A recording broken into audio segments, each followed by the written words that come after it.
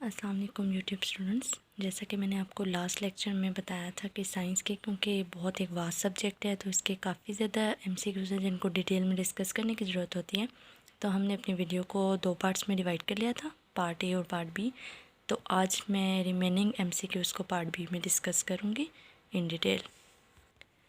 ये तो फर्स्ट है हमारे पास कि one of the fastest plane ever built. तो ऑप्शंस जो आपके पास होंगे उनमें से करेक्ट ऑप्शन होगा जी SR-71 ब्लैक बर्ड के नाम से या सिंपल ब्लैक बर्ड के नाम से भी एक प्लेन है जो सबसे पहला फास्टेस्ट प्लेन बनाया गया है। नेक्स्ट है G antibiotics are used in dash infection. और ये मैंने लिखा ही नहीं कि एंटीबायोटिक्स किस इन्फेक्शन को डील करने के लिए यूज़ होती हैं, बैक्टीरियल इन्फेक्शन को, जो बैक्टीरिया से कॉज होते हैं। थर्ड है जी from which planet earth is seen. तो वीनस वो प्लैनेट है जहाँ से हमें अर्थ नज़र आ सकती है। The next is laughing gas is nitric oxide. अब ऐसा भी हो सकता है कि laughing gas is nitric oxide, या फिर आपको इससे हटके इस तरह से भी पूछा जा सकता है कि नाइट्रिक ऑक्साइड को क्या कहते हैं या किस तरह से वो फेमस है या नोन एज, तो फिर आप लॉफिंग गैस पे कहेंगे। Gas responsible for global warming, इसको मैंने पूरा नहीं लिखा, ठीक है। ग्लोबल वार्मिंग, ग्लोबल वार्मिंग के लिए कौन सी गैस मेन रिस्पॉन्सिबल है, तो वो कार्बन डाइऑक्साइड है जिसका एनवायरनमेंट में इंक्रीज़ हो जाता है, जिसकी वजह से क्लाइमेट चेंज हो रहा है, ग्लोबल वार्मिंग इंक्रीज़ हो रही है। नेक्स्ट है जी group 7A of periodic table known as. तो जो ग्रुप 7A पीरियोडिक टेबल का है उसको हेलोजेंस कहते हैं, ठीक है। सॉल्ट बनाने वाले, उसमें जितने भी मेटल्स हैं ना वो सॉल्ट बनाने की एबिलिटी रखती हैं, जैसे क्लोरीन, फ्लोरीन, ब्रोमीन वगैरह। उसमें rickets is caused by deficiency of which vitamin, ठीक है। तो हमें पता है कि रिकेट्स बोन की भी एक बीमारी होती है और बोन स्ट्रॉन्ग करने के लिए हमें विटामिन डी चाहिए होता है। तो विटामिन डी की डेफिशिएंसी की वजह से ये बीमारी होती है। Which has greater density, water, ice, block. तो जी वाटर की डेंसिटी ग्रेटर है एज़ कम्पेयर टू आइस। और ये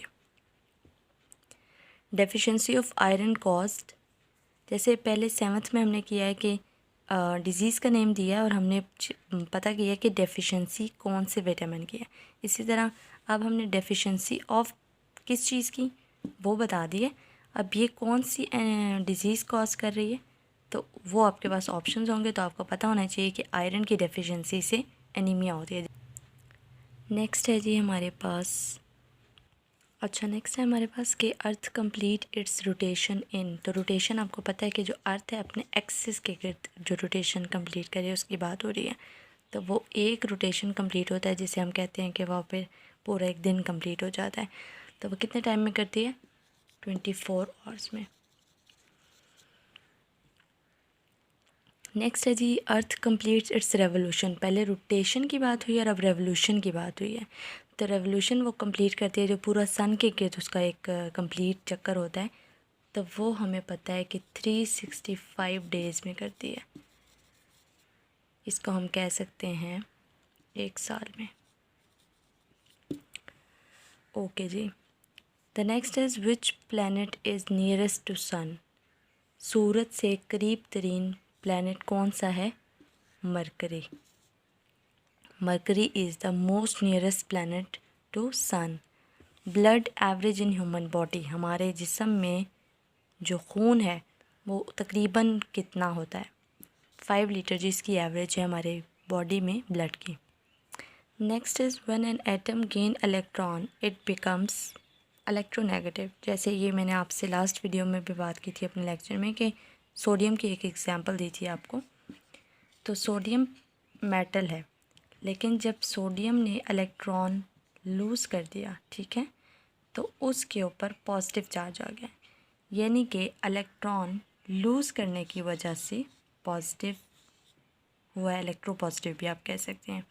इसी तरह यहाँ पे हमने बात की है कि जब वो एटम कोई भी इलेक्ट्रॉन गेन करता है, तो अगर गेन की एग्जांपल हम देखें जैसे क्लोरीन है, तो क्लोरीन अब ये इसी सोडियम और क्लोरीन की एक बॉन्डेज की हम एग्जांपल ले लेते हैं। इस सोडियम मेटल ने एक इलेक्ट्रॉन लूज़ किया, वो वाला इलेक्ट्रॉन ले लिया जी क्लोरीन ने, तो अब क्लोरीन मेटल इलेक्ट्रॉन रिसीव कर लिया, इलेक्ट्रॉन नेगेटिव हो जाएगा, तो ये अब क्लोराइड आयन बन गया। ठीक हो गया जी। अच्छा, plants prepare their food through the process of photosynthesis. हमें पता है कि प्लांट्स फोटोसिंथेसिस के थ्रू जो है अपनी खुराक तैयार करते हैं। Which part of plant transport mineral and water through out plant. जब ये एक पौधा है, ठीक है, तो इस पौधे में कौन सा ऐसा पार्ट है जो सारे प्लांट में पानी को थ्रू आउट ट्रांसफ़र करता है, इसके अलावा जो मिनरल्स वगैरह होते हैं, साल्ट्स होते हैं, उनको प्लांट तक पहुंचाता है। तो जी उसका नाम है जाइलम। ठीक है, फ्लोएम और जाइलम के बारे में हमने प्लांट्स की स्टडी के टाइम देखा हुआ है। तो ये था आज का लेक्चर। मैंने कोशिश की है कि जितने भी साइंस में मोस्ट इम्पॉर्टेंट MCQs पॉसिबल हो सकते हैं वो आपसे डिस्कस किए हैं विद डिटेल कि उनका सलूशन क्या है और किस रीज़न की वजह से वो सलूशन आपको सारा समझाया। इसके अलावा आपने सिर्फ इसी तक रिलाई नहीं करना, आपने बेसिक जो कॉन्सेप्ट हैं, जैसे हमने प्लांट के बारे में भी बात कर दी, ये प्लांट से 2 MCQs आ गए आपके सामने। इसी तरह एनिमल सेल आप देखें तो जो एनिमल्स की मेजर काइंड्स हैं उनका आपको पता हो, जैसे हमने वर्टिब्रेट्स इनवर्टिब्रेट्स का जिक्र किया, लेकिन फिर वर्टिब्रेट्स की भी आगे फर्दर कितनी कैटेगरीज़ हैं, जो रेप्टाइल्स, एम्फीबियंस, मैमल्स वगैरह का जिक्र हुआ। तो इस तरह से आपने डिटेल में इसको देखना है किसी भी MCQs वाले पेपर के हवाले से, तो आपके इंशाल्लाह कॉन्सेप्ट भी क्लियर हो जाएंगे और जो बेसिक चीज़ें हैं वो आपको इन वीडियो से भी हेल्प आउट हो जाएंगी। तो इंशाल्लाह अब नेक्स्ट हमारा I think so Pakistan affair और फिर करंट अफेयर टॉपिक्स हैं, तो नेक्स्ट वीडियो में इंशाल्लाह इनको डिस्कस करेंगे।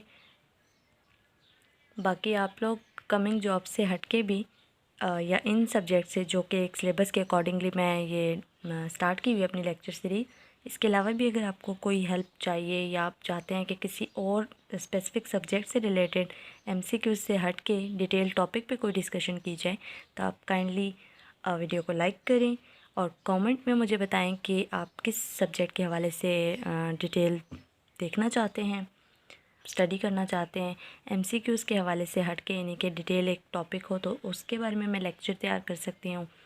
और मज़ीद जिस भी टॉपिक पे आपको गाइडेंस चाहिए other than the incoming job of election officer, तो हम उस पे ज़रूर लेक्चर सीरीज़ का आगाज़ करेंगे।